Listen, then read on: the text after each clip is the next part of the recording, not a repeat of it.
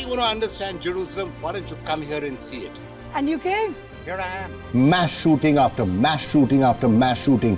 Why this cannot be fixed? There are 425 million guns in the United States, which is more than the population.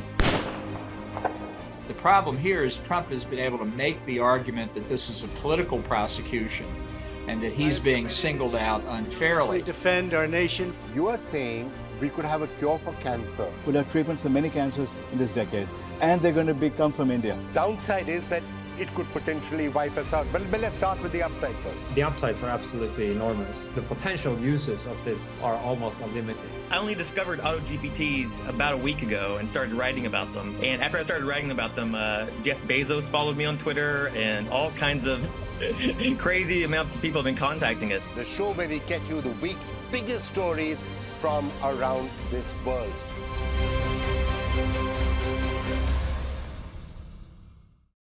What is the India story? It's the story of the world's biggest democracy. We are developing the road infrastructure. In the end of 24, it will be equivalent to the road infrastructure of USA. We have now entered the growth phase. And I believe that the growth rate in India is going to be exponential. Two narratives of Indian story which need to be brought center stage.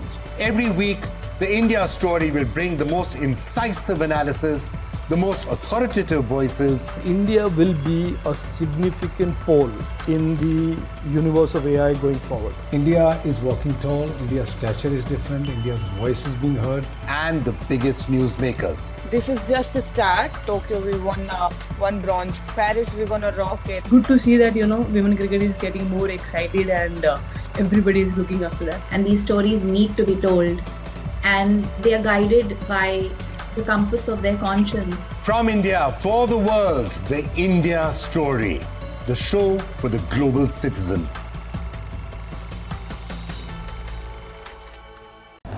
What happens in the world and its nations? South Africa, in Samarkand, Uzbekistan.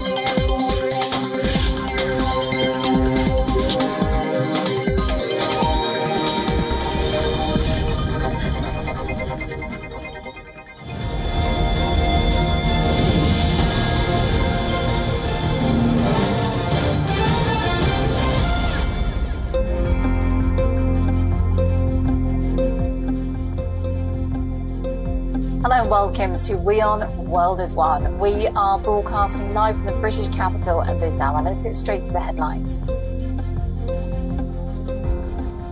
Niger revokes military cooperation agreement with France, a decision that can drastically impact the African country's fight against extremists, while a team from the West African regional bloc ECOWAS leaves Niger without meeting the junta coup leader.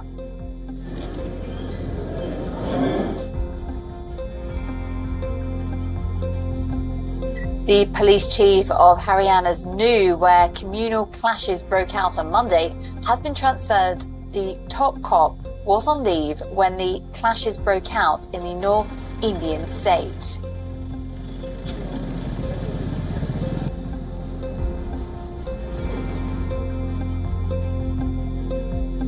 Reports suggest the Pakistan Prime Minister Shehbaz Sharif might dissolve the parliament on the 9th of August, paving the way for a general election in November.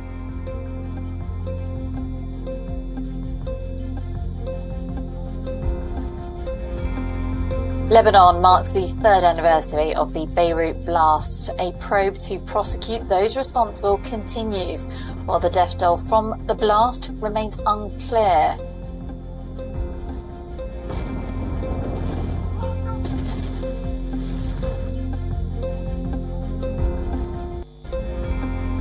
Eight people are killed in Thailand after a freight train collided with a pickup truck while crossing the tracks. Well, the accident occurred in the early hours of Friday.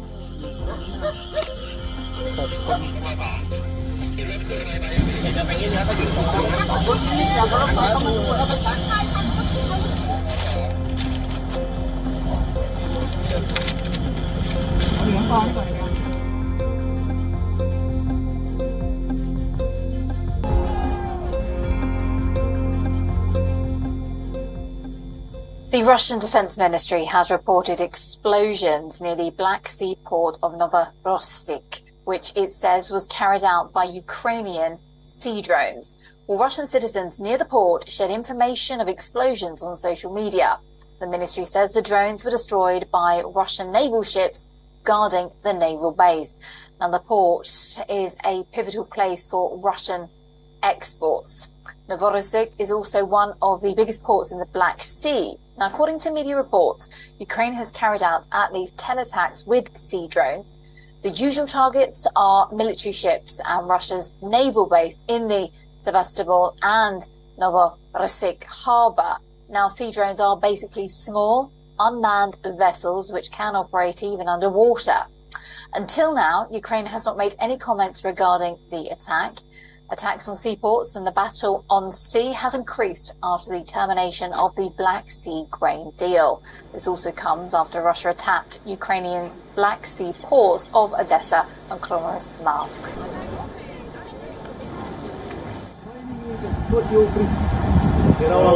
We have a guest joining us now, Ben Ayres, the former and editor-in-chief of... Ben, I think we've just lost Ben, actually, unfortunately. I'm here. I can see you. Okay, we'll move on and we'll come back to Ben a little bit later on.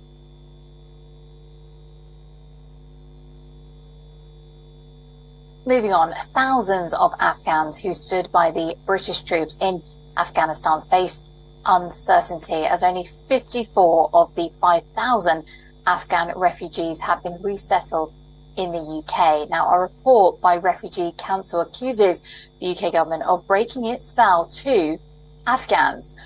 The report also notes that many of these refugees are also waiting in Pakistan even after their acceptance, as the UK government is not allowing them to travel to the UK. Now, the government has instructed the refugees to have an accommodation of their own in the UK. Now, the Refugee Council described the demand as unrealistic.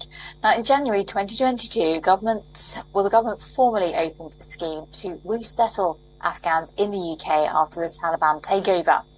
The pledge was to take in 5,000 Afghans in the first year of its Afghan citizens resettlement scheme. And in the coming years, they will accept a further 20,000 refugees. Well, the report also criticised the treatment of a further 5,500 Afghans evacuated from Kabul in 2021. Now, these refugees are stuck in hotels. They even face a threat of eviction under the new rules of the Home Office. However, the UK Home Office claims some 10,500 Afghans have so far been provided with homes, and they are continuing to support the ones in hotels. Alex Izad is joining us now for more of the details. Alex, what more do we know about this one? Well, that number 54 does sound extraordinarily low, but it is only relating to one of the certain schemes that have been mentioned in the report by the Afghan Refugee Centre, the ACAS. So it isn't actually the true figure of those that have come to the UK. It is potentially those that have resettled via this scheme. There are, in fact, over 21,000 Afghans that came over during the 2021 flights that we had over here to the UK, and those have not necessarily all been rehoused, but they are in the country and they are being housed in hotels. You know, that obviously is its own concerns and a real problem there as well, but that doesn't say that there aren't people coming over and that the government isn't trying to help. So to be putting it into perspective, it's still extremely low, and it does feel that there isn't as much that could be done when there was this promise that people who helped the British in Afghanistan should have come over and had this warm welcome, which is what the report is suggesting. There are many that are still in hotels, and it's not just those Afghan refugees. As we know, we keep talking about the other refugees that are also within the country that are still stuck in these hotels and hostels, and the taxpayer is paying for those. And of course, also the UK taxpayer is paying for the hotels in Pakistan as well. It's not a great situation for anybody. People wanted to leave because rightly so, they were feeling unsafe and they wanted to come come to the UK for a better life, and sadly they have been put up in these hotels and hostels where they want to just try and get jobs and they want to try and get houses. We also hear that many of those that are in hostels and hotels are going to be evicted. That figure itself is around the 20 to 30,000 mark. So again, away from that original 54 people there that have been resettled in housing, that's that many that are in hotels and hostels. And the government has said that if they haven't got a job, if they haven't got somewhere to go, then they need to get somewhere to go before they're going to continue paying. And that's a real concern. We're having a real problem here within the UK with a housing crisis, with a homelessness crisis, and we are putting people on top of people, which doesn't seem right or fair. And this is just one example of those that came to have a better life here in the UK as they were promised by the British government, and that yet hasn't still come into fruition. But it's not just them, it's frustrating for everyone all round, and it is about trying to build more houses, trying to change the money that's been given from the government. The government has said today that they're going to give over £200 million more to try and help this situation. But it's not just about money, it's about infrastructure, it's about houses, and it's not just for these refugees, it's for everyone in the UK. Everyone is sadly struggling at the moment. Alex Isaac, thank you so very much indeed, our London correspondent with us today. We're now going to go back to our top story. I believe we've got Ben Aries joining us. Again, thank you so very much indeed for your time, the founder and editor-in-chief of BNE. We appreciate it. Right, let's go back and just explain what we were talking about earlier. So the Russian Defense Ministry has reported explosions near the Black Sea port, some of these vital ports. What more can we read into this in regards to the escalation that now we're seeing more attacks in the likes of Moscow and these key ports as well? Indeed. The key word there, you're correct, is escalation. What we're seeing is slowly the war in Ukraine, which has been contained entirely within the borders of Ukraine, slowly spilling out to the surrounding countries. The port of Novorossiysk is extremely important in so much as most of Russia's oil exports used to go from the Gulf of Finland and through the Baltic Sea down to Europe. And the Novorossiysk, the Black Sea route, is Russia's major export route out from the south of the country that then now goes through the Suez Canal around Africa and delivers to Asian markets, which has more or less replaced the European markets since the sanctions came in. So to strike at this, potentially it could have huge consequences. For example, Kazakhstan, which is a major oil producer and exporter, has to put 80% of its oil out through the port in Novorossiysk. It's the only way the otherwise landlocked Kazakhstan can get its oil to market. And what Kiev is doing, although they haven't taken responsibility for this attack, but there's been a string of attacks which are clearly being instigated by the Ukrainians, using their drones and their missiles that they've got from the West. What they're doing here is they're attacking Russian infrastructure, key Russian infrastructure, in order to, strike back at the Kremlin, which is been bombing consistently and without pause Ukrainian territory.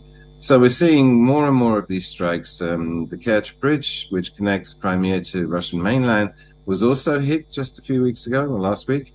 And we've seen drone strikes in Moscow just this week, where they targeted one of the ministry buildings in a very accurate long-range drone strike to the capital. And now they're striking at major infrastructure outside of Ukraine, which is going to unsettle the Russians enormously. And it also threatens taking this war up into a much more general war as the fighting goes out over the borders into the lands surrounding Ukraine and starts to involve them. Let's maybe talk more about that, because in regards to potential retaliation, how worried should we be for Ukraine right now, given that, as you say, they've now targeted the heart of Russia's infrastructure? I think it just means that Putin's not going to give up. I mean, this war is getting nastier and nastier. The Ukrainians have launched their counteroffensive, which is going very slowly. And Putin still has the option of doing mass general mobilization and putting 500,000 people into the field. And the idea has been, to punish Russia, to hit it, with this counteroffensive. And then the Americans are suggesting then it would go to a negotiated peace solution. But I mean, the Ukrainians now striking targets outside of Russia is just going to double Russian resolve. And more importantly, the propaganda effect it has within Russia is it just strengthens the normal people's resolve in order to support this war.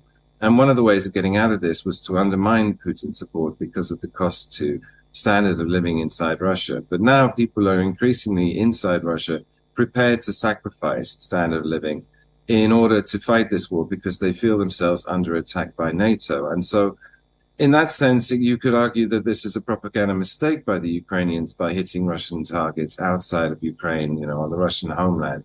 Because one of the only ways to bring this, one of the few options of bringing this war to an end would be to undermine Putin. And actually, this attack is going to strengthen him domestically.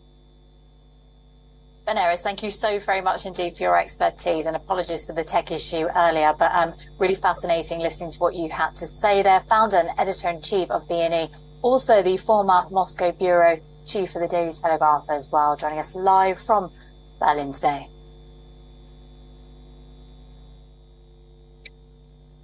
Okay, we're going to move on here on WION World as One and go to our next story today, because we're talking about 100,000 Ukrainians that could be kicked out of the UK. So let's break this down. Around 100,000 Ukrainian refugees who managed to flee the war might be forced out of Britain after their visas expired in 2025.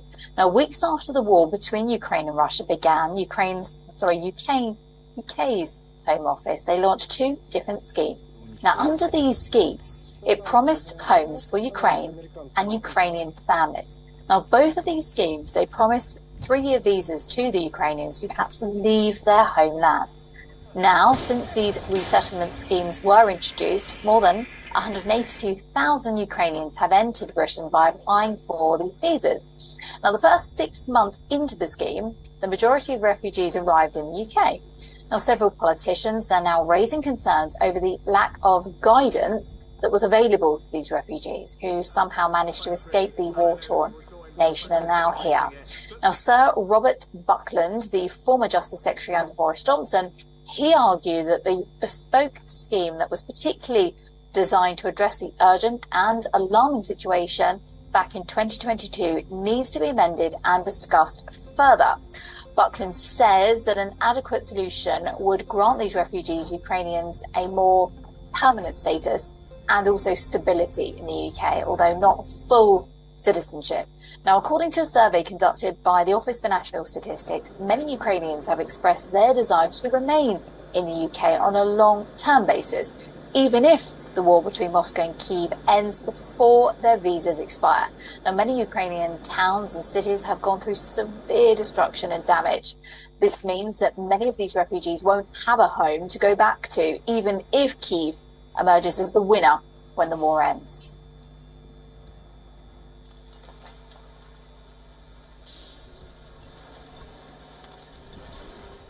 A UK cabinet minister is facing a police investigation over an alleged racist campaign leaflet. Now, the leaflet issued by the MP David Davis talks about a proposed new traveller site in the Monmouth constituency. Now, the leaflet reads that gypsy and traveller site coming to your area soon. Now, that's hinting at a racist outlook towards the community. Now, in his defence, Davis said that the leaflet was not a criticism of the gypsy and traveller community. The leaflet sent out in July said that there is insufficient consultation with the affected public. Now, the leaflet also said that the council was planning a short consultation period over the summer, wherein many residents would be unable to participate because people go on holiday at this time of year. Now, the leaflet has attracted complaints of discrimination, which were made to Gwent Police. Police officers says they were reviewing the content as a probable non-crime hate incident. Now, a local newspaper also reported that concerned organisations and residents had notified the police. The Equality and Human Rights Commission, as well as the Tory party, have been apprised about the leaflet. Now, the police review is underway despite Home Secretary Suella Braverman's message to forces in June. She said that work must be scaled down on such incidents and should not be looked into because someone is offended.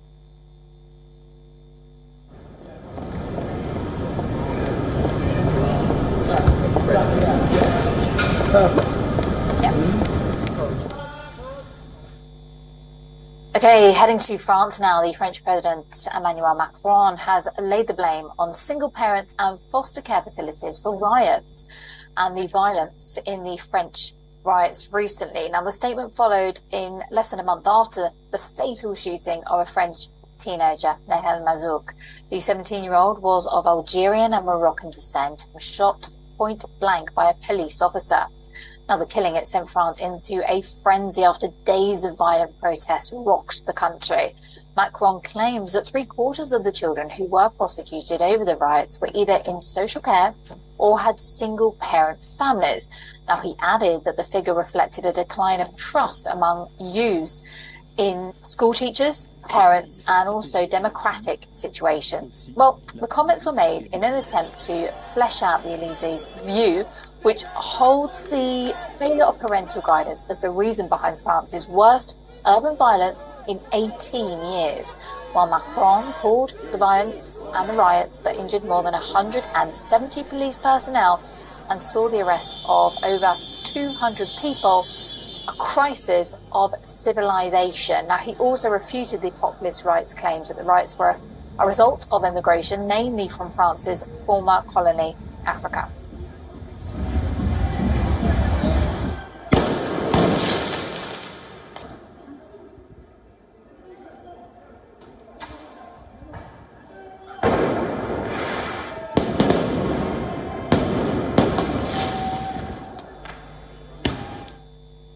The government of Italian Prime Minister Giorgia Meloni has announced a drastic cut in unemployment benefits, as it argues that there are plenty of jobs available in the country. Well, according to reports, around 169,000 families across the country received a text message about the abrupt discontinuation of the benefits. Now, this is according to Italy's National Statistical Agency. The unemployment rate has been declining for months and is now at its lowest, hovering at around 7.4%. Now, the welfare benefits program was introduced by the previous government led by Giuseppe Conte. Now, under the program known as the Citizens' Income, households got help with basic expenses such as food, electricity and rent. Now, from now on, only households in which minors, people with disabilities or where senior citizens over 65 years of age live will receive the Citizens' Income.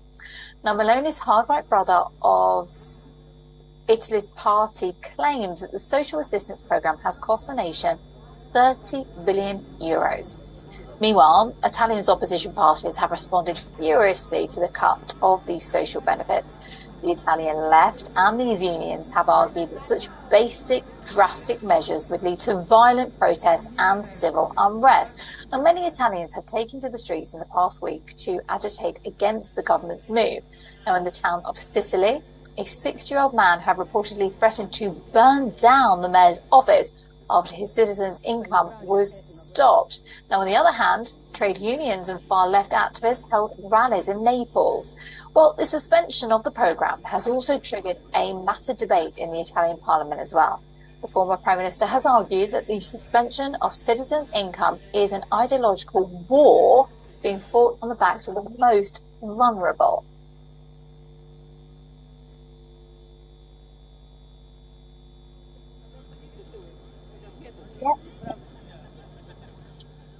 Okay, a major technical glitch has forced two South Korea auto giants to recall their cars. Reports suggest that Hyundai and Kia will recall 92,000 vehicles in the United States. That's after several models of their cars showed a potential fire risk. Well, both companies had advised owners of the vehicles to park outside and away from buildings until they're inspected and recalled.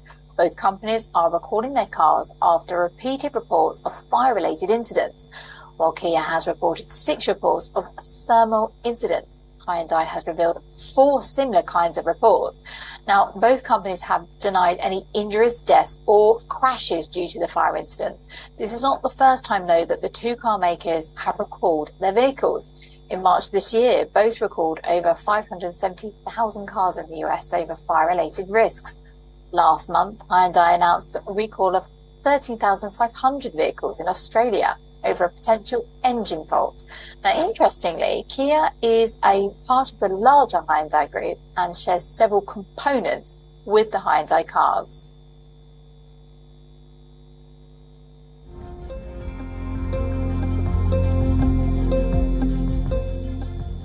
Fans of Queen's former frontman Freddie Mercury are in for a real treat because they can now walk into a near replica of his London home. Well, Sotheby's has transformed its central London gallery to resemble the singer's former home for a month-long exhibition. And these rare items from Mercury's home, including handwritten lyrics, art and collectibles, were being taken care of his close friend until now, Mary Austin. Now, they came into her possession after the singer's death from AIDS-related pneumonia in 1991. Well, the free exhibition, it brings together his private and public worlds, from his gold and platinum discs and lavish stage costumes to personal Polaroid photographs and a jukebox as well. Now, these collectibles will go on public display for the first time in the exhibition. Following this, many of these items will be auctioned off, and that will happen in September. Now, at the heart of the auction is Mercury's treasured black hammer, the piano, which he composed the iconic 1975 song Bohemian Rhapsody. Well, other items for sale include Mercury's crown and regal cloak worn for the God Save the Queen finale during the singer's last tour with Queen, and that was in 1986.